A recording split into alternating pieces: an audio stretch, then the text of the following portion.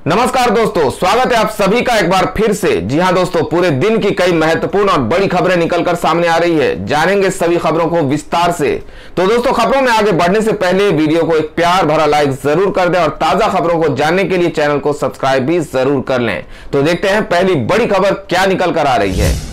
दोस्तों, आज की पहली बड़ी खबर कोरोना महामारी के हवाले से आ रही है। बता दें कि कई प्रदेशों में संक्रमण की दर में वृद्धि को केंद्र ने बताया खतरनाक, पूरा देश खतरे में। केंद्र सरकार ने मंगलवार को साफ कहा कि कुछ राज्यों की लापरवाही से देश में कोरोना की स्थिति बद से बदतर होती जा रही है। इन राज्यों के चलते पूरे देश के लिए खतरा पैदा हो गया है और किसी को भी लापरवाही नहीं बरतनी चाहिए। बढ़ते मामलों से यह स्पष्ट है कि कोरोना वायरस अभी पूरी तरह से सक्रिय है। केंद्रीय स्वास्थ्य सचिव राजेश भूषण ने कहा कि महाराष्ट्र, पंजाब, छत्तीसगढ़ और मध्य प्रदेश जैसे राज्यों में कोरोना जांच में बड़ी संख्या में संक्रमित व्यक्तियों के मिलने से साफ है कि ये राज्य या तो पर्याप्त संख्या में टेस्ट नहीं कर रहे हैं या फिर कॉन्टैक्ट ट्रेसिंग कर संक्रमण की आशंका वाले लोगों को क्वारंटाइन करने में ढिलाई बरत रहे हैं। तो अगली बड़ी खबर बंगाल इलेक्शन के हवाले से आ रही है। आपको बता दें कि नंदीग्राम में प्रचार के आखिरी दिन जुबानी जंग तेज। ममता बोली, बीजेपी को राजनीतिक रूप से यहीं दफन करना है। बता दें कि पश्चिम बंगाल विधानसभा चुनाव के दूसरे चरण के लिए आज चुनाव प्रचार का आखिरी दिन है। दूसरे चरण के तहत बंगाल की सबसे हॉट सीट नंदीग्राम के लिए भी वोटिंग होगी। ऐसे में ममता बनर्जी ने प्रचार के आखिरी दिन पूरी ताकत झोंक दी है।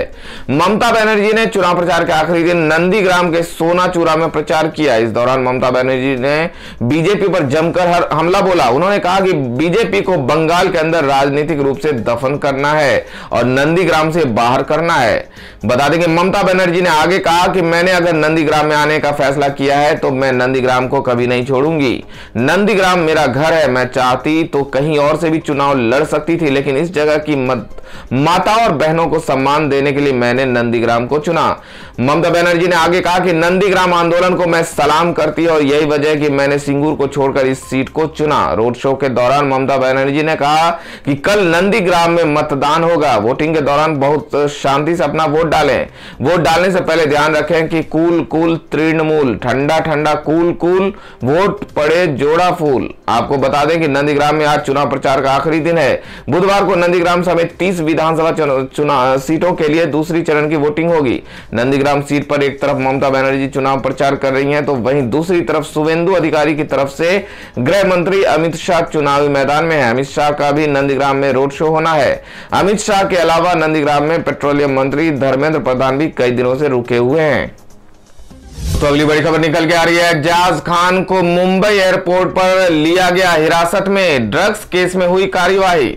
बता दें कि बॉलीवुड एक्टर एजाज खान को मुंबई एयरपोर्ट पर हिरासत में ले लिया गया है। नारकोटिक्स कंट्रोल ब्यूरो की एक टीम ने एजाज को उस वक्त मुंबई एयरपोर्ट पर पकड़ा जब वो राजस्थान से मुंबई लौट रहे थे। जानकारी के मुताबिक ड्रग्स केस में एनसीबी ने कार्रवाई करते हुए एजाज को हिरासत में लिया। इतना ही नहीं, मुंबई में एजाज के 2 अलग अलग ठिकानों पर छापेमारी भी चल रही है। बता दें कि मीडिया रिपोर्ट्स के मुताबिक एजाज पर बटाटा गैंग का हिस्सा होने का आरोप लगा है। एनसीबी ने मुंबई के सबसे बड़े ड्रग्स सप्लायर फारूक बटाटा के बेटे शादाब बटाटा को हाल ही में गिरफ्तार किया है। एनसीबी को शादाब के पास से करीब 2 करोड़ रुपए का ड्रग्स भी बरामद किया गया। शादाब बटाटा पर कई बॉलीवुड सेलिब्रिटीज को ड्रग्स सप्लाई करने का आरोप है। आपको बता दें कि एजाज को इससे पहले भी 2018 में गिरफ्तार किया जा चुका है। उस वक्त भी उनकी गिरफ्तारी ड्रग्स केस में हुई थी। उन्हें मुंबई पुलिस ने अरेस्ट किया था। उस समय एजाज के पास करीब 1 लाख रुपए की ड्रग्स बरामद हुई थी। दोस्तों, अगली बड़ी खबर में बता दें कि बंगाल में ममता बनर्जी का नया दाव। बोली, शांडिल्य हूं, मां माटी मानुष मेरा गोत्र। बीजेपी बोली, डर गई दीदी। दोस्तों, बता दें कि पश्चिम बंगाल विधानसभा चुनाव में टीएमसी चीफ ममता बनर्जी ने नया पैंतरा चला है। ममता ने मंगलवार को कहा कि चुनाव प्रचार अभियान के दौरान मैं एक मंदिर गई थी जहां पुजारी ने मेरा गोत्र पूछा और मैंने उसे बताया कि मां माटी मानुष मेरा गोत्र है। इससे मुझे त्रिपुरा के त्रिपुरेश्वरी मंदिर के दौरे की याद आ गई जहां पुजारी ने मेरा गोत्र पूछा था और मैंने जवाब में कहा था कि मां माटी मानुष, लेकिन वास्तव में मैं शांडिल्य हूं। ममता के इस बयान पर बीजेपी ने पलटवार किया है। केंद्रीय मंत्री गिरिराज सिंह ने कहा कि चुनाव हारने के डर से ममता दीदी अपना गोत्र बता रही हैं। दीदी मुझे बताइए, अगर रोहिंग्या और घुसपैठियों का गोत्र शांडिल निकला तो?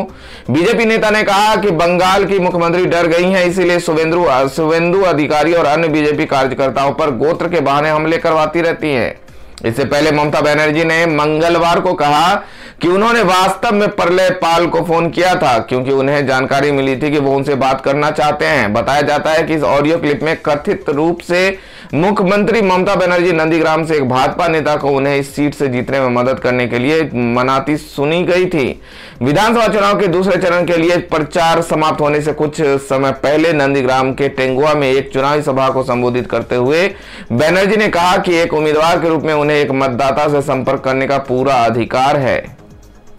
तृणमूल कांग्रेस प्रमुख बनर्जी ने कहा कि हाँ, मैंने नंदीग्राम में इस भाजपा नेता को फोन किया था। मुझे ये जानकारी मिली थी कि कोई मुझसे बात करना चाहता है, इसलिए मैंने उसका नंबर मिलने के बाद उनसे बात की थी। मैंने उनसे कहा कि वो अपना ध्यान रखे, अपने स्वास्थ्य का ध्यान रखे, मेरा क्या अपराध है। बनर्जी ने कहा कि निर्वाचन क्षेत्र के उम्मीदवार के रूप में किसी भी मतदाता की मदद मांग सकती हूँ, मैं किसी को भी फोन कर सकती हूँ, इसमें कोई बुराई नहीं है, ये कोई अपराध नहीं है।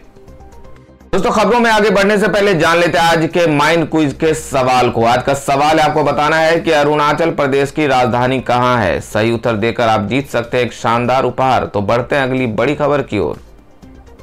अगली बड़ी खबर महाराष्ट्र से आ रही है, जिसमें बता दें कि परमवीर सिंह के आरोपों की जांच के लिए उद्धव सरकार ने गठित की कमेटी। गृह मंत्री अनिल देशमुख हैं घेरे में।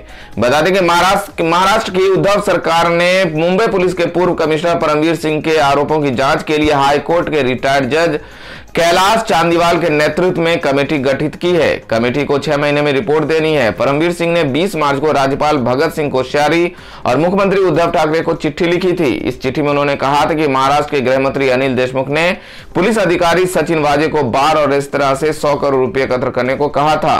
बता दें कि 17 मार्च को महाराष्ट्र सरकार ने परमवीर सिंह को मुंबई पुलिस के कमिश्नर पद से हटा दिया था। इसके बाद उन्होंने एनसीपी नेता देशमुख पर आरोप लगाए थे।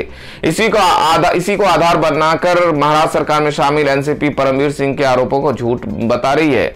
एंटीलिया केस में मुंबई पुलिस के अधिकारी सचिन वाजे की गिरफ्तारी के बाद से परमवीर सिंह पर सवाल उठाए जा रहे थे और उन्हें पद से हटाए जाने की मांग उठ रही थी। सचिन वाजे को एंटीलिया केस में 13 मार्च को एनआईए ने गिरफ्तार किया था।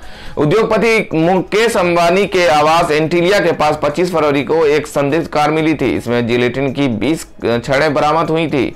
इस मामले की जांच शुरुआत में मुंबई पुलिस कर रही थी, बाद में जांच एनआईए को सौंप दी गई। परमवीर सिंह ने तबादले को रद्द करने और अनिल देशमुख के मामले की जांच सीबीआई से कराने के लिए सुप्रीम कोर्ट में याचिका दाखिल की। हालांकि शीर्ष अदालत ने कहा कि इसमें कोई शक नहीं है कि यह मामला काफी गंभीर है, लेकिन याचिकाकर्ता को बॉम्बे हाईकोर्ट जाना चाहिए। इसके बाद परमवीर सिंह ने बॉम्बे हाईकोर्ट में जनहित याचिका दाखिल की। उनकी याचिका पर कल हाईकोर्ट में सुनवाई होगी। दोस्तों, अगली बड़ी खबर बॉलीवुड से आ रही है, जिसमें बता दें कि माधुरी दीक्षित के डांस शो डांस दीवाने के सेट पर कोविड-19 का हमला। 18 क्रू सदस्य निकले पॉजिटिव। बता दें कि माधुरी दीक्षित के डांस शो डांस दीवाने 3 के सेट से बड़ी खबर आ रही है। शो के सेट पर कोविड-19 का हमला हुआ है, जिसके चलते 18 क्रू सदस्यों का कोविड-19 टेस्ट पॉजिटिव आया है। बता दें कि मुंबई में कोरोना वायरस पेंडेमिक के मामलों में तेजी से इजाफा हो रहा है और इसका असर मनोरंजन इंडस्ट्री पर भी दिखाई देने लगा है। Federation of western India cine employees के महासचिव अशोक दुबे के बयान के मुताबिक इस हफ्ते शूट शुरू होने से पहले क्रू के 18 सदस्य कोविड-19 पॉजिटिव निकले थे। माधुरी दीक्षित और दूसरे जज ठीक हैं। जिन क्रू सदस्यों का टेस्ट पॉजिटिव आया है उनमें सेट पर काम करने वाले लाइट्समैन, कैमरा संभालने वाले, सहायक निर्देशक, सहायक कला निर्देशक और कुछ कंटेस्टेंट्स हैं शामिल हैं। उन्होंने बताया कि शो का अगला शूट 5 अप्रैल को है, जो तय शेड्यूल के अनुसार होगा। शो को माधुरी के साथ तुषार कालिया और धर्मेश येलांडे जज करते हैं, जबकि राघव जुआल होस्ट हैं। दोस्तों, अगली बड़ी खबर में अखिलेश यादव का एक बड़ा बयान सामने आया, जिसमें उन्होंने कहा कि भाजपा की गलत नीति से जनता का मनोबल गिरा, नहीं आएंगे अच्छे दिन। बता दें कि पैतृक गांव सैफे में 2 दिन होली मनाने के बाद यहां आए समाजवादी पार्टी के अध्यक्ष अखिलेश यादव ने आज कहा कि भाजपा की गलत आर्थिक नीतियों के कारण जनता का मनोबल गिरा हुआ है, लोगों में हताशा और जिंदगी दूभर हो गई है। इस पर भी भाजपा का तुर्रा यह है कि राज्य की जनता के इससे अच्छे दिन कभी नहीं आ सकते। अखिलेश यादव ने कहा कि भाजपा के कारण राज्य गुंडा माफियाओं और अपराधियों की गिरफ्त में है, महिलाएं बच्चियां अपमानित हो रही हैं, लोगों का जानमाल सुरक्षित नहीं रह गया है। सामाजिक सद्भाव को बिगाड़ना भाजपा का एजेंडा है। समाज में नफरत फैलाना और जातियों के बीच दूरी पैदा करना भारतीय जनता पार्टी की रणनीति और राजनीति दोनों है। भारतीय समाज में भाईचारा की मजबूती कायम रखने में भाजपा अड़चने पैदा करता है। उन्होंने कहा कि किसानों की हालत दयनीय है, नौजवान बेकारी के शिकार है, उनका भविष्य अंधकार में है। भाजपा अपनी जिम्मेदारी से बच नहीं सकती। भाजपा की जन विरोधी नीतियों से प्रदेश बदहाल होता जा रहा है। अगली बड़ी खबरों में जान लेते हैं आज के सोने चांदी के ताजा भाव के बारे में। बता दें कि लगातार चौथे दिन गिरा सोना। शादियों के सीजन से पहले 12,000 रुपया सस्ता हुआ सोना। जाने आज का भाव। बता दें कि सोने चांदी की कीमत में गिरावट का दौर बना हुआ है। सोना एक बार फिर से गिर गया है। लगातार चौथे दिन सोने की कीमत में गिरावट देखने को मिली है। शादियों के सीजन की शुरुआत से पहले सोने की कीमत में आई इस गिरावट से खरीदार आकर्षित हो रहे हैं। हालांकि खरीदारी में उस तरह का उछाल देखने को नहीं मिल रहा है जिसकी उम्मीद की जा रही है। आपको बता दें कि साल 2021 में सोने की कीमत में 5600 से अधिक की गिरावट आ चुकी है। वहीं सिर्फ मार्च महीने में सोना 1321 रुपए के करीब गिर चुका है। वेडिंग सीजन के बावजूद सोने की कीमत में गिरावट देखने को मिल रहा है। मंगलवार को एक बार फिर से सोना सस्ता हो गया। India bullions and jewellers association की वेबसाइट पर प्रकाशित सोने चांदी की कीमत पर नजर डालें तो सोना 30 मार्च को 187 रुपया गिर गया, जहां 24 कैरेट शुद्धता वाले सोने की कीमत 44,468 रुपये प्रति 10 ग्राम पर लुढ़क गया। तो वहीं चांदी की कीमत में 975 रुपये की गिरावट आई और चांदी 63,683 रुपये प्रति किलोग्राम पर ट्रेंड कर रहा है।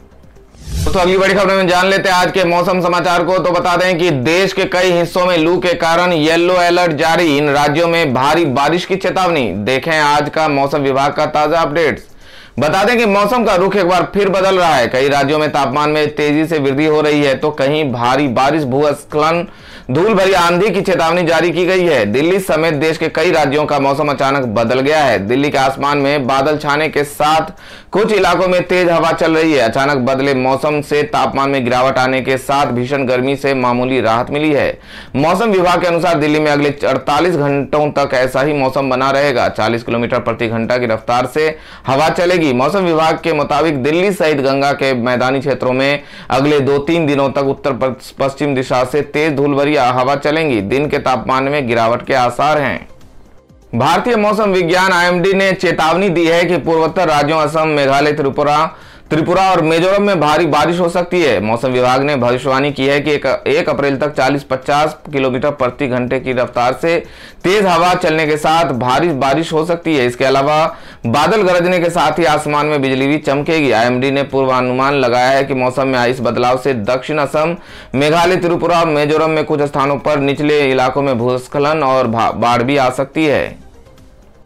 तो दोस्तों ये थी अब तक की सभी बड़ी खबरों की अपडेट्स। टुडे ब्रेकिंग न्यूज और लेटेस्ट खबरों को देखने के लिए हमारे चैनल को सब्सक्राइब जरूर कर लें। वीडियो लाइक और शेयर जरूर कर दें अपने दोस्तों और रिलेटिव्स के साथ। तो दोस्तों आपसे फिर मिलेंगे काम की खबरों और सरकारी योजनाओं की एक और नई वीडियो के साथ। तब तक के लिए धन्यवाद दोस्तों।